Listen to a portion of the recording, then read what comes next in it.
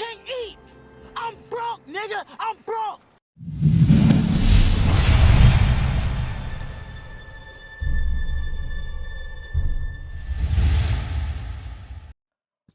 Welcome back to Poor Man's Finances. Please forgive the mess as of right now. I'm getting this all cleared out. I just been ripping and running for a little bit. Anyway, so start with the scripture, Ecclesiastes 7:8. The end of the matter is better than its beginning, and patience is better than pride. Recently, I've been touching a bunch of videos, mainly on quantum computing and photonics. And there's a new ETF that came out recently, I think on May 28th. It's called FOTO, FOTO. And essentially, it's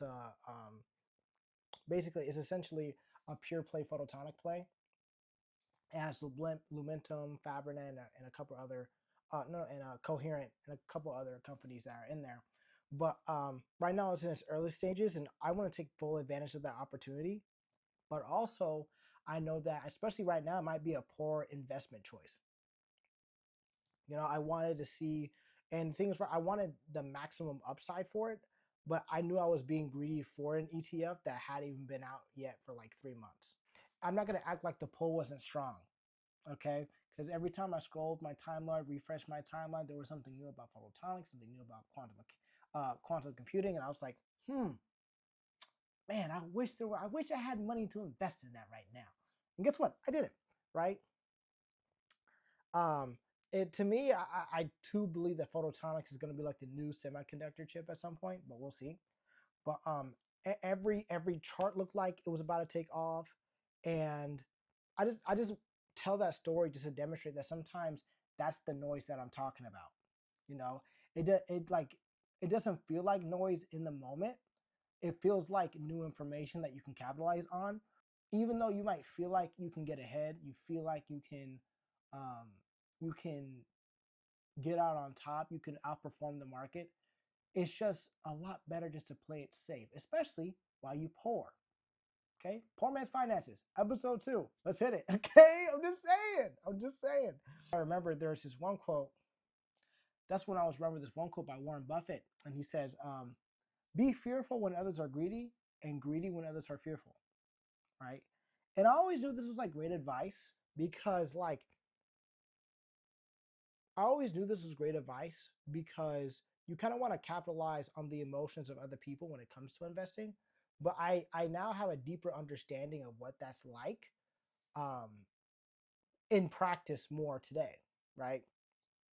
I essentially wanted the maximum upside of FOTO, even though I lacked information, but I do believe in it, right? Because I'm just like, okay, cool. It's photonics is away. It's an early ETF. Not that big of a deal. I can get in. If it pumps up 3 times the amount of money, I made 3 times the amount of money. No problem, no issue, right? And the reason why I was even like emotionally pushed there because there was this one video is that if you invested in a Korean ETF, it's called I think it's EWY. You know, it is EWY. I have it in my notes. But in EWY, you would have increased your money by like 2 times, by 200%. I want to say that I want to say 200%, by 200% over the last year. And I've been wanting to invest in the SK Hynix companies since like forever, dude, forever. But mainly because I'm in the semiconductor space, doesn't really matter. I do believe that photonics is the way. It's going to be the next big play, especially in the tech industry. And there are so many good companies. You know, I just have zero money as of right now to invest into all of them. So I knew it wasn't a smart decision to put any type of money in photo. And that's when I decided to ask Perplexity, because it's actually good for research, whether I should go for it. And I was already feeling this in the first place, but it was just nice to get a second assisted opinion. It's not even a second opinion, it's just assisted opinion, right? You know, like it was just safe just to wait 3 months. You know, I think this is like the 3rd month of it being out. But after getting that, I was cool with that. So right now, I'm waiting for the 3rd month to see how it performs. I might just wait 6 just to check, but we'll see.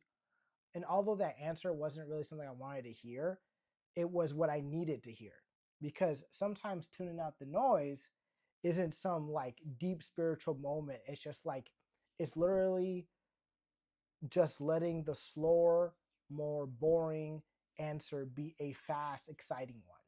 Okay, it's not hard. So this week I picked up an extra shift. I think I made like 3,300 bucks this shift. I put $32 in FTEC like we did normally, and the market's been down recently. It's been I haven't been saying it's been crashing, but it's been dipping a ton. In most, and at least in the tech sector. FTEC, because that's what I want to put it into. I believe tech is the way to go, at least while I'm young. Um, I put it in there because I have a long time horizon, and it's just a lot easier to handle it that way, right? And I'm gonna keep doing that until I gain full employment somewhere, and I get rid of my debt, which I'm gonna be working on. I think this next check or the check after this, it doesn't really matter. But I'm working on paying off my debt. FTEC is just smarter for my current budget, because FTEC is already spread across like the biggest tech names, like the proven stuff. The companies are already profitable, they're already established, and they're already surviving in multiple market cycles, right? And I'm not really trying to predict which photonic business startup or whatnot is in is going to be in the business for a very long time, because I don't know. I personally think that Coherent, Lumentum, and Fabrinet are probably going to be up there, but you never know. We'll see. I'm just trying to save the little money that I do have. Okay, the little money that I do have. FTEC allows me to stay in the tech space for the long term, because that's something I personally believe in, while also helping me to avoid decisions that are really stupid, like putting money into FOTO, because it's speculative right now. It's unproven, has no track record, no nothing, and the expense ratio is super high. I think it's 0.75 or something like that. But FTEC is significantly less than that, right? It doesn't require me being right about one company or one stock to help increase my income. And right now I don't really need a home run. I need something that doesn't strike me out while I'm rebuilding, and while I make poor financial decisions. Okay. And the thing is, it's right. I want everything right now. I'm not sure if it's because I'm young or because I'm like, I want to be as rich as humanly possible as quickly as possible. But I have to remind myself that I'm in like a financial transition, right? I'm investing into my skill set more so right now, rather than like money and paying off debt, just because I want to, by like increasing my income, I can get rid of all my debt faster. And it's not like I have, like I say it's not, it feels like a ton of debt because I'm in negative money, right? Like I have $3,000 in debt, 3,300 bucks in debt aroundish. But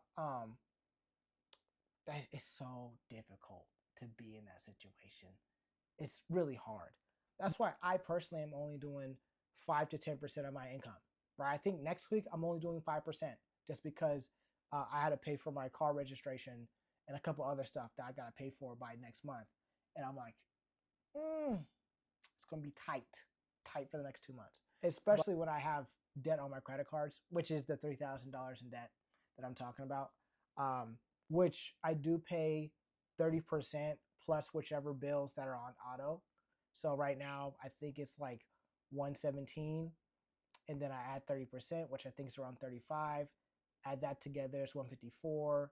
Well, if you combine everything together, it's around 154 in credit card payments. But I'm gonna add an additional 50 just because I want to be over that, because because every month I get charged interest, and that's around 80-ish dollars, right? So that 30% of interest, I'm gonna make another video on why you should be paying off debt too. But anyway, I'm gonna actually sit on that 5 to 10% number for a little bit, because I don't just want to say it and just move on.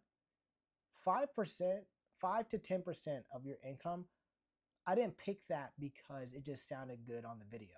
It's because the number lets me invest consistently without starving my debt payoff or my day-to-day life, it allows me a little bit of wiggle room to make uh, I want to say it's like dumb financial decisions, but like small dumb financial decisions. Like recently, I went out to this ramen spot. It's like 23 to 25 bucks a bowl because I like paying a tip too. And I love this place. I was craving it for weeks, and I was just like, dang, got this check. I paid some of my bills. I was like, oh, I got like $30 left over. Let me slide through it. Keep in mind, I did my shopping my grocery shopping last week, and I was just like, let me treat myself. Idiot. Don't ever do that. But I mean, I'm probably gonna do it again anyway because I just love, eating out. That's probably one of my things. But the smaller percentage that I actually stick with every single month is a lot better than just having a larger percentage that I'm only going to be able to do once or twice a month, right? Because I get paid weekly as of right now, right? 5 to 10% off the top before I let my hands touch the rest for my bills or anything else. Like it's not about the size of my check, even though you should be trying to increase your income, but it's whether or not I'm making warehouse money, or I'm in a financial deficit, or I'm just trying to um, put myself in a better position financially. The point is that I make the habit right now, not the dollar amount. Because when I make more money, what am I going to do with that money? Am I going to spend it on myself? Am I going to spend it on, food? Am I going to spend it on whatever? Like, the whole point is that I become consistent in investing something, right, into the market. And that ties into something else that I've been telling myself as well, is to stack small wins. I'm not here to try to turn $50 into $50,000 overnight. Okay. I'm trying to put in money consistently, watch my debt shrink a little bit every single month, watch my knowledge grow a little bit every single month. And I let all those small wins compound in all those different areas of my life. And I let those stack on top of each other.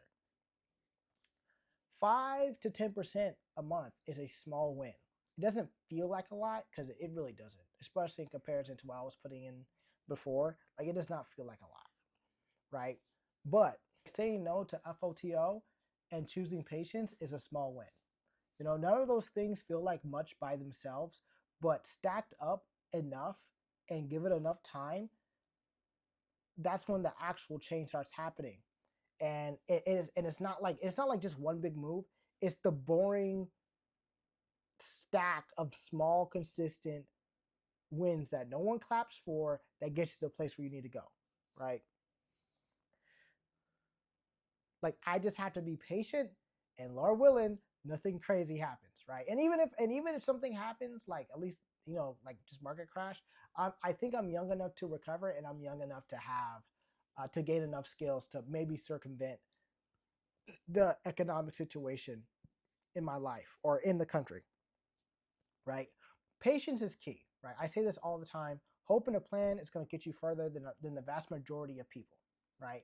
And I'm trying to live it out in this video, right? An initial $22 investment can turn into $100 to $500 by the time you turn to retirement, right? That's money that I didn't have to work for in order for it to increase, right? I just have to stay on the smart path for long enough to take advantage of those decisions, right? Um, and the thing is, I already learned this from the warehouse. I just need not to be emotional, right? And I'm not saying this to brag or anything, guys. I'm not saying, um, I'm better than you because I'm investing stuff in the market. You know, I, I don't even know how this would be impressive. It's 35 bucks, $32. I don't know how that's impressive whatsoever. But this series is really about choices, right? Choices with my check, choices that I make with my life, and I want to win at some point in my life. And just so you know, the ultimate goal is ultimate freedom to do whatever you want to, however you want to, whenever you want to do it. Anyway, another thing I want to touch on is pride and greed, because I experienced this when I was looking at FOTO, right? I don't know everything, but my heart makes me overconfident in my decisions, which leads me to thinking I know everything about the stock market, right? And at some point, I think I can make more money off my limited knowledge than other people like experts or people who've been in the field for significantly longer, people who have dedicated their lives to some degree to the stock market. And I'm just some regular guy, right? I can be thinking to myself that I found a gold mine that no one's ever touched before, and I'm gonna make a bajillion dollars from it, which kind of happened with FOTO. But I may regret not investing in FOTO right now, but I will regret it even more if I put what little money that I had into it and it didn't go anywhere or it went to zero, right? And that's pride talking, not wisdom. And honestly, and that's a trap that a lot of people have, at least from what I've seen in, when it comes to advice and investing in the stock market, like we make overconfidence, like we mistake confidence for knowledge. And just because I feel sure about something doesn't mean I actually know more than the people who have been doing this for 20 plus years, right? Pride will have you skip the research phase because you already feel like you know the answer. And you know what they say, pride becomes before the fall. Very biblical, very stereotypical, right? Now, when it comes to greed, right, I was blindsided by upside of FOTO, right? I was going to ignore a 0.75 expense ratio, dumb decision, um, and it'd be in my taxable brokerage account, also dumb decision, right? At least in comparison to the decisions I can be making. And that's the thing about greed, that it helps you be able to take more risks on stuff you probably shouldn't be taking risks on, right? For example, like 0.75 expense ratio doesn't really sound like that much. It's a ton, I know. But over time, that 0.75 is going to really eat at your returns along with the taxes if it has a dividend, right? And that's money quietly leaving my pocket while I was too busy staring at the freaking upside or the imaginary potential of this ETF, right? So this is where I'm at. FTEC for now, while I get my income and my debt situated, 5 to 10% of my income off the top, every single time, no exceptions. Small wins stacked upon small wins will eventually turn into something that I can actually be proud of. Like right now, I'm avoiding FOTO, not because it's guaranteed to fail, but because I don't need to be right about everything all at once. And I just have to be patient and keep on tuning out the noise and let the boring plan do what I hope for it to do, right? Anyway, if this is helping you think through your own money choices, please stick around. This is Poor Man's Finances, episode 2, and there's a lot more to this journey that we're getting through, but I'll see you in the next one. Peace out.